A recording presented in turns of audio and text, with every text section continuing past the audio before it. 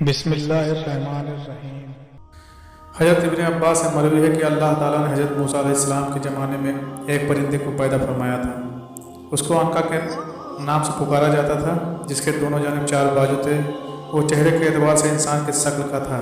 اللہ تعالیٰ نے حضرت موسیٰ علیہ السلام کی طرف وحی نازل کی، جس میں یہ بتایا گیا تھا کہ میں نے عجیب و غریب پرندے کو پیدا کیا ہے۔ وہ بیت المقدس کے ارد گرد کے جانوروں کو اپنا شکار بنائے گا۔ پھر پرندے کے اس جوڑے سے عنقا کی نسل آگے بڑھی۔ جب حضرت موسیٰ علیہ السلام کا وصال ہوا تو یہ پرندہ بھی وہاں سے غائب ہو گیا۔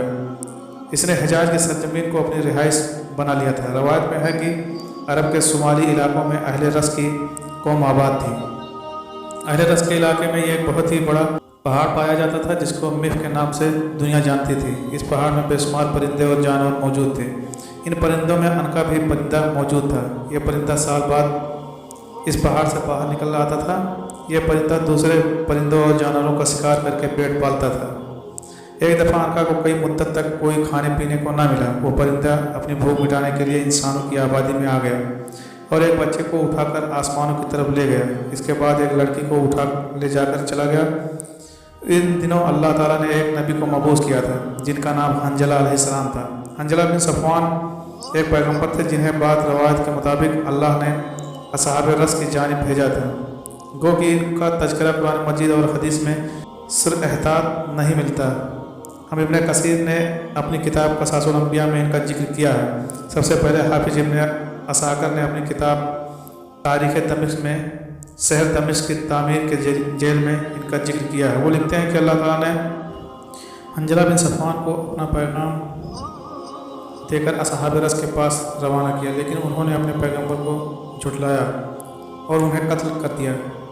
بعد عاد بن اوس بن ارم بن سام بن نوح اپنی اولاد کے ساتھ یہاں سے کوچ کر گئے اور احقاف میں سکونت اختیار کی۔ اللہ تعالیٰ نے صاحب رس کو ہلاک کر دیا۔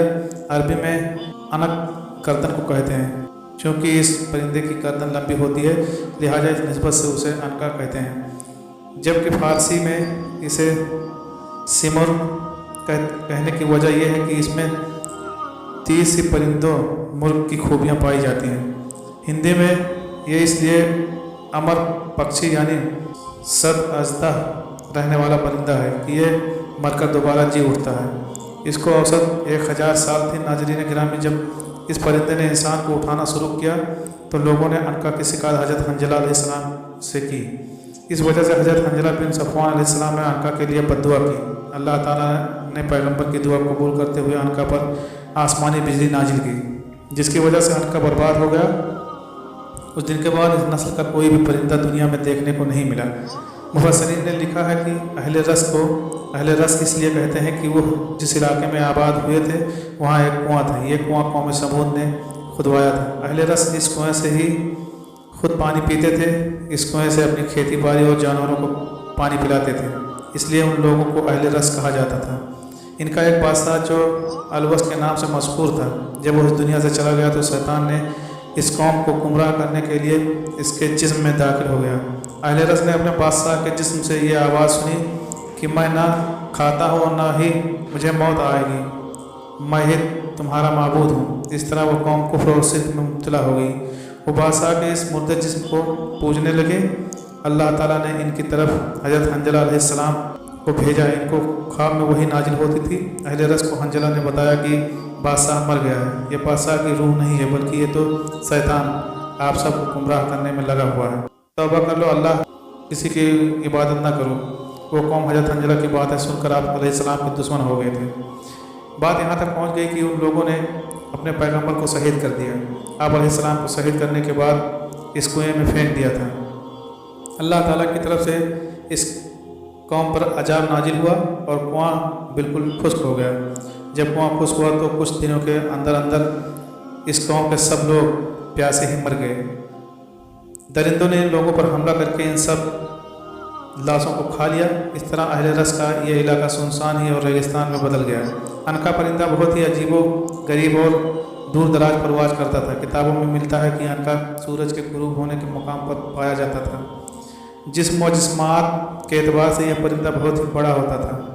یہ ہاتھوں کو اس طرح سے اٹھا کر لے جاتا تھا جیسے چیل اپنے شکار کو بڑی آسانی سے اٹھا لے جاتی ہے۔ عنقا جب آسمان کی طرف پرواز کرتا تھا تو ان کے پروں سے ایسی آواز آتی تھی جیسے کہ آسمانی بجلی گرج رہی ہو۔ یہ پرندہ کئی سو سال تک زندہ رہتا تھا۔ یہ سب پرندوں سے خوبصورت پرندہ ہوتا تھا۔ بعض مفسرین کا خیال ہے کہ عنقا صرف ایک افسانوی پرندے کا نام ہے، لیکن بہت ہی قدیم کتابوں میں کہانیوں میں عنقا کا ذکر مختلف ناموں سے ملتا ہے۔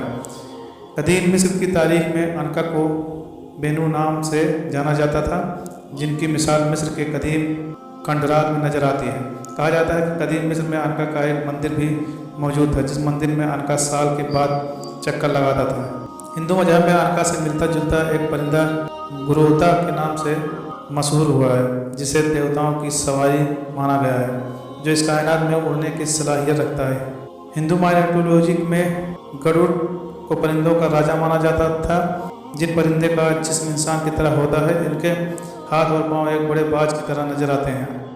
اگر ہم چینی لوگوں کی بات کریں تو ان کا فین ووہان کہانیوں کی بات کریں تو کہنا ہے کہ پرندہ بہت ہی اچھی آواز کا مالک ہے۔ چین کے لوگوں کا کہنا تھا کہ یہ پرندہ جس جگہ سے گزرتا تھا وہاں خوشحالی آ جاتی تھی۔ اس طرح یہودیوں کی نامی ایک پرندے کا نام ملتا ہے، جس کے بارے میں کہا جاتا ہے کہ جس کتابوں میں ایک ہے، یہ پرندہ جنت کے باغوں کے پرندوں میں سے ایک پرندہ ہے۔ یہ پرندہ حضرت آدم علیہ السلام کے آنے کے بعد دنیا میں بھیجا گیا تھا، جبکہ گریٹ پرندے کا ذکر ملتا ہے جس کا چہرہ شیر اور جسم گریفین اور رومن میتھولوجی میں پرندے کی مانند ہوتا ہے۔ اس کو کنگ آف بیسٹ کہا گیا ہے۔ قدیم جب رومانی گرفن کو دولت اور خوشحالی کی نشانی سمجھتے تھے۔